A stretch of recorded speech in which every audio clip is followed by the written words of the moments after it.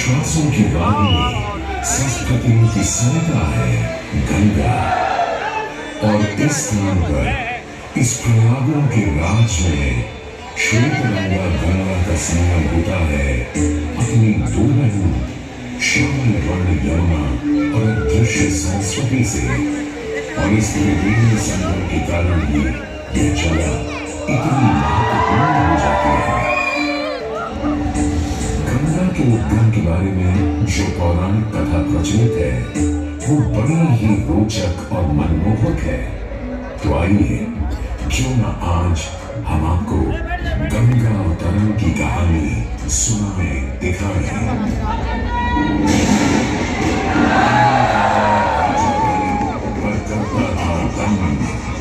पूरी पृथ्वी पर फैला था उसका ही आतंक।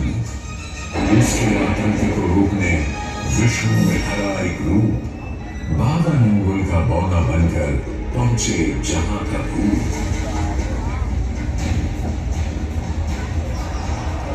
सारे दरबारी बौने ब्राह्मण पर हंसे, पर बाली ने जब उसे दान मांगने को कहा तो उसने कुटिया बनाने को केवल 3 पग भूमि मांगी। पर जब बौने ब्राह्मण ने भूमि नापनी शुरू की तो जैसे भूचाल दिया गया। वामन ने पहले पग में पूरी धरती नाप ली और अगले कदम से स्वर्ग। ब्रह्मा जी ने भगवान विष्णु के चरण धोकर उस जल को अपने कमंडल में भर दिया। और अब वामन अवतार ने अपना तीसरा पर बलि के सिर पर रख उसे पाताल लोक भेज मुक्ति दे दी।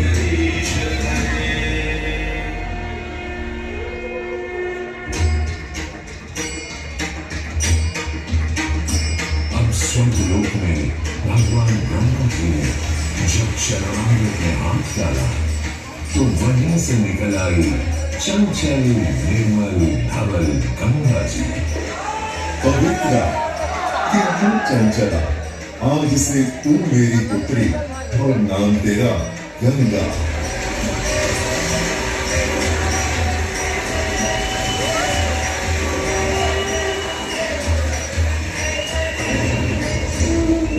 कुछ समय बाद सतयुग में इक्ष्वाकु कुल के सूर्यवंशी राजा सगर ने सारे संसार को जीतने के लिए एक अश्वमेध यज्ञ का संकल्प किया।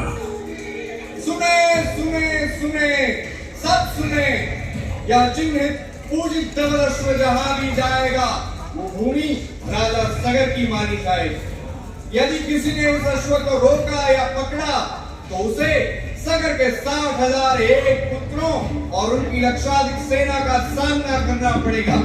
सुने सुने सगर का अश्व अजेय अपराजेय बढ़ता जा रहा था और स्वर्ग लोक में बढ़ती जा रही थी। देवेंद्र इंद्र की दो था। डरकर वो अश्व को रोकने की युक्ति लगाने लगे। इंद्र ने राजा सगर के उस घोड़े को चुरा लिया और छल से महर्षि कपिल के आश्रम में बांध दिया। घोड़े को खोजते हुए राजा सगर के 60,000 पुत्र महर्षि कपिल के आश्रम में पहुंचे। वहां घोड़े को बंधा हुआ देख क्रोधित पुत्रों ने कपिल मुनि को घोड़ा चोर समझा और उन्हें अपशब्द कहने लगे। वाचाल कुमारों, यदि कपिल ऋषि ने खोली आंख तो तपस की युगाग्नि से जलकर तुम सब हो जाओगे राख।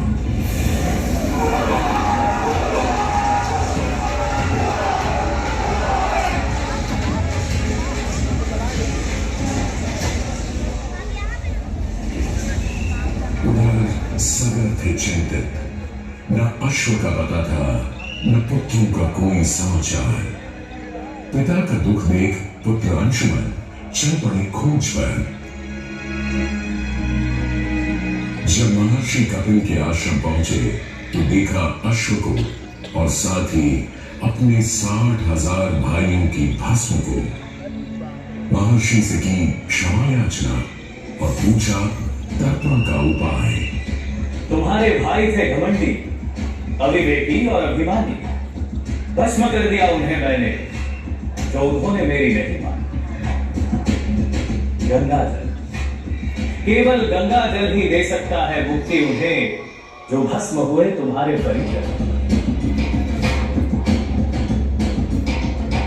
अंशुमन को अपने भाइयों के तर्पण के लिए गंगा को लाने का बहुत मन था, किंतु किसी को राजधर्म भी तो निभाना था और राज भी चलाना था। देखते देखते 7 पीढ़ियां गुजर गईं, पर 7 पीढ़ियों के बाद समय आने पर राजकुमार भगीरथ ने राजा बनने से साफ मना कर दिया।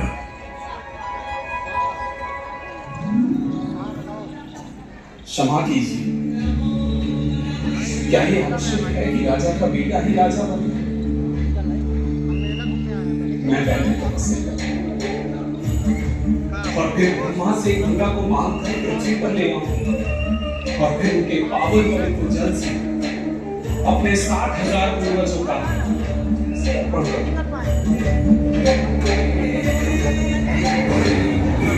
वर्ष बदले, ऋतुओं की हवा बदली, नदियों के किनारे बदले, किंतु नहीं बदला भगीरथ का संकल्प, गंगा उगना।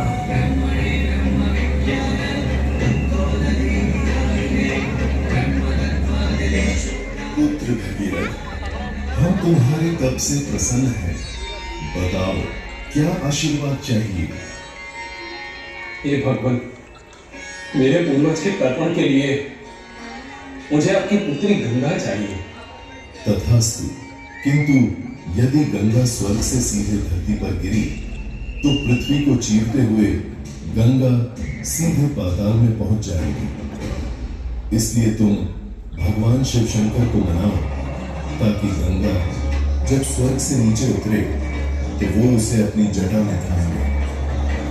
अब भगीरथ ने एक अंगूठे पर खड़े होकर भगवान शंकर को मनाने के लिए शिव शंकर का जाप शुरू कर दिया। जय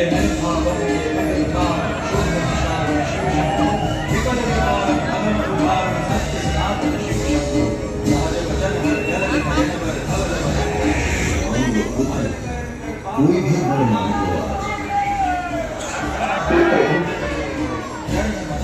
जब गंगा स्वर्ग से धरती पर गिरे तब आप बीच में उन्हें अपनी जटाओं में साध लें, नहीं तो पूरी पृथ्वी नष्ट हो जाएगी। बस इतनी सी बात? ठीक है, ब्रह्मदेव से कहो शिव तैयार है, आने दो गंगा को, आने दो।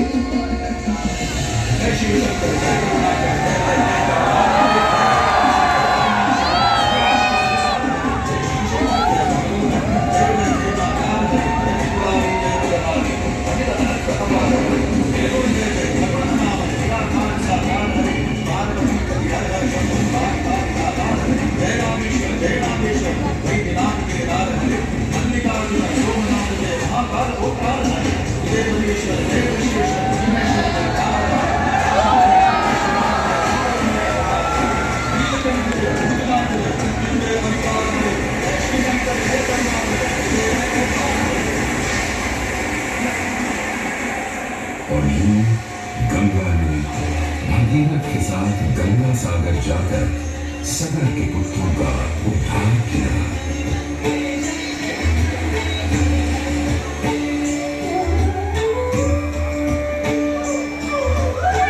साथ ही वह भारत की सबसे महत्वपूर्ण नदी बन गई, जिसका भारत के जीवन में धार्मिक, आर्थिक, सामाजिक, ऐतिहासिक अभिदान अनंत है। हे मां गंगा